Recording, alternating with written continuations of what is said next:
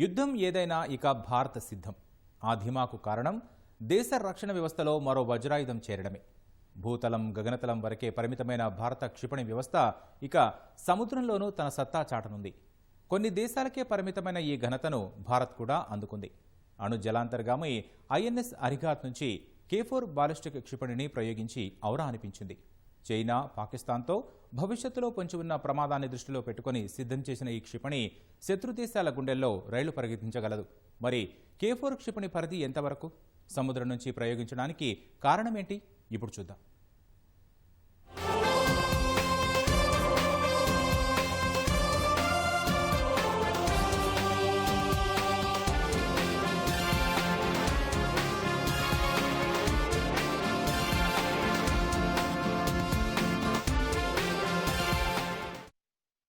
స్వాతంత్ర్యం వచ్చినప్పటి నుంచి పాక్, చైనా భారత్కు పక్కలో బల్లెంలాగా మారాయి. వాటి నుంచి ముప్పు ఎప్పటికైనా పొంచి ఉండటం వల్ల భారత్కు ఆయుధ వ్యవస్థను పటిష్టంగా నిర్మించుకోవటం అనివార్యమైంది.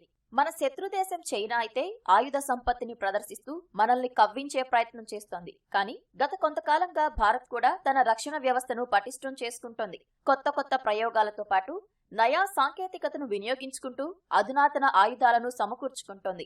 ఇదే క్రమంలో ఇప్పటి వరకు భూతల గగనతలానికే పరిమితమైన క్షిపణి వ్యవస్థను ఇటీవల సముద్రం నుంచి విజయవంతంగా ప్రయోగించింది. అంతేకాదు, ఇప్పటి వరకు ప్రపంచంలో అణు జలాంతర్గాములు అలాగే వాటి నుంచి క్షిపణుల ప్రయోగం కేవలం 5 దేశాలైన రష్యా, అమెరికా, చైనా, ఫ్రాన్స్, యూకేకు మాత్రమే పరిమితమైంది. ఇప్పుడు ఆ ఘనత సాధించిన 6వ దేశంగా భారత్ నిలిచింది. ఇటీవలే విశాఖపట్నం తీరం దగ్గర ఇండియన్ నేవీ ఐఎన్ఎస్ అరిఘాట్ అనే న్యూక్లియర్ పవర్డ్ సబ్మెరైన్ ద్వారా K4 బాలిస్టిక్ మిసైల్స్ ని టెస్ట్ చేయడం జరిగింది. అవి న్యూక్లియర్ పవర్డ్ మిసైల్. దాని రేంజ్ 3500 కిలోమీటర్స్. ఇప్పుడు మన ఇండియా ఒక చరిత్ర సృష్టించింది. యుఎస్, రష్యా, చైనా తర్వాత ల్యాండ్ న్యూక్లియర్ వెపన్స్, అలాగే ఎయిర్ న్యూక్లియర్ వెపన్స్ తో పాటు అండర్ సీ కూడా న్యూక్లియర్ వెపన్స్ లాంచ్ చేయడంలో ఒక కొత్త వరవడి సృష్టించింది.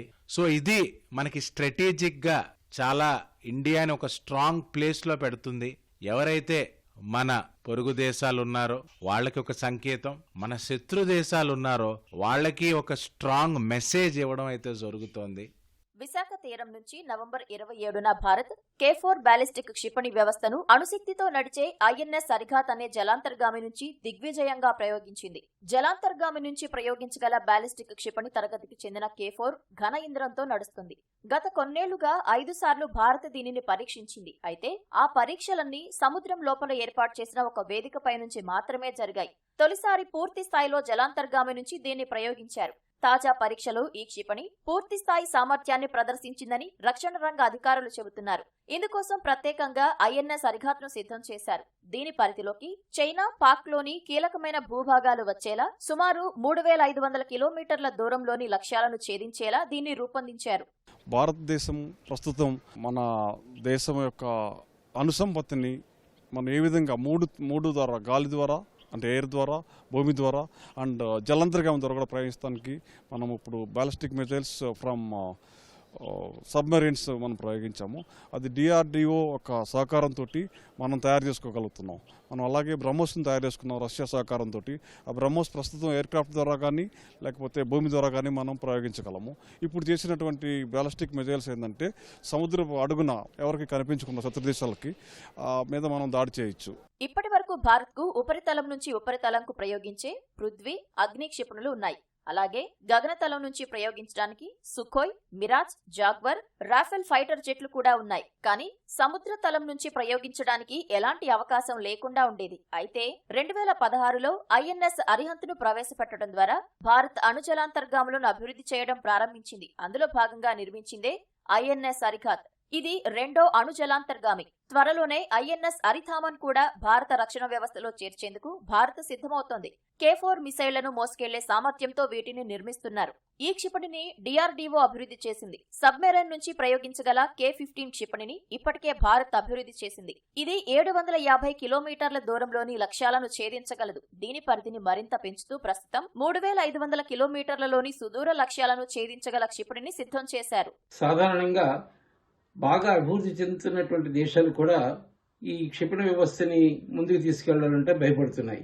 దీని ప్రధానమైన కారణం ఏంటంటే, ఒకటి సాంకేతిక పరమైనటువంటి నోహో చాలా కష్టతరమైంది, చాలా సంక్లిష్టమైంది.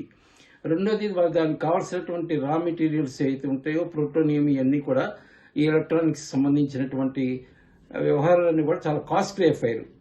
కాబట్టి ఈ చాలా డబ్బు ఖర్చు పెట్టాలి, సాంకేతిక నైపుణ్యం కావాలి. ముఖ్యంగా అంతర్జాతీయంగా వీటి మీద ఒత్తిడి లేకుండా అమెరికా లాంటి దేశము అనేక ఆంక్షలు పెడుతుంది. దీనివల్ల క్షిపణి వ్యవస్థను డెవలప్ చేసుకోవాలంటే చాలా కష్టం. ఇప్పుడు భారతదేశం 4వ స్థానంలో ఉంది. అమెరికా, రష్యా తర్వాత చైనా తర్వాత 4వ స్థానంలో క్షిపణి వ్యవస్థని మనం తయారు చేసుకున్నాం. భారత్ K4 ను సిద్ధం చేయడానికి ప్రధాన కారణం సముద్ర జలాల్లో పట్టు సాధించడం కోసమే. ప్రధానంగా ఇండో పసిఫిక్ రీజియన్ లో చైనా దూకుడుకు కళ్లెం వేసేలా దీనిని రూపొందించారు. భారత్ తన రక్షణ వ్యవస్థలో ఎక్కడైనా వెనుకబడి ఉందా అంటే అది సముద్ర రక్షణలోనే. దీంతో ఈ ప్రాంతంలో పట్టు కోసం భారత్ అమెరికాతో చేతులు కలపాల్సి వస్తోంది. ప్రస్తుత ప్రయోగం విజయవంతం కావడంతో ఇక ఒంటరిగానే భారత్ చైనాను ఎదుర్కొనే సత్తాను సాధించిందని రక్షణ రంగ నిపుణులు చెబుతున్నారు. దీనికోసం భారత్ 90,000 కోట్లతో సరికొత్త ప్రాజెక్టును దశాబ్దం క్రితమే ఆమోదించింది. అయితే ఎప్పటికప్పుడు అరిహంత్ సిరీస్లలో కూడా మార్పులు తీసుకురావాలని భారత్ భావిస్తోంది. అందులో భాగంగానే 2025లో తీసుకొచ్చే INS అరిథామన్ను 7,000 టన్నులతో రూపకల్పన చేస్తున్నారు. ఇదే కాక భవిష్యత్తులో 13,500 టన్నుల సామర్థ్యంతో కూడా భారీ అణు జలాంతర్గాములను నిర్మించాలని భారత్ యోచిస్తోంది. వీటితో పాటు ప్రస్తుతం ఉన్న K4 ను మరింత అభివృద్ధి చేసి K5, K6 క్షిపణులను నిర్మించాలని చూస్తోంది. వీటిని 5,000 నుంచి 6,000 కిలోమీటర్ల దూరంలోని లక్ష్యాలను ఛేదించేలా తీసుకురానున్నారు. ఒకప్పుడు మనం పంచశీలని, నాన్ అలైన్ మూమెంట్ అని ఎన్నో విధాలుగా మన దేశం అగ్రగామిగా నిలిచి మార్గదర్శకత చూపించింది. ఇవాళ ఆ పరిస్థితులు లేవు. ఎక్కడ చూసినా కానీ సమ్ కైండ్ ఆఫ్ ఇంబ్యాలెన్స్ అవుతోంది. వాటిని దృష్టిలో పెట్టుకుని ముఖ్యంగా చిన్న చిన్న దేశాలైనటువంటి శ్రీలంకను కానీ, పాకిస్తాన్ కానీ, మాల్దీవ్స్ ఇలాంటి ఐలాండ్స్ని చైనా ఫోకస్ చేస్తూ వాళ్ళని ఏదో రకంగా నయానా భయానా అధీనంలోకి తెచ్చుకుని చెప్పేటట్టుగా చైనా పాలసీస్కి వాళ్ళని ఒప్పించే ప్రయత్నాలు చేస్తోంది. ఇలాంటి ప్రయత్నాల వల్ల భారతదేశానికి ఎప్పుడైనా కానీ ముప్పే అది.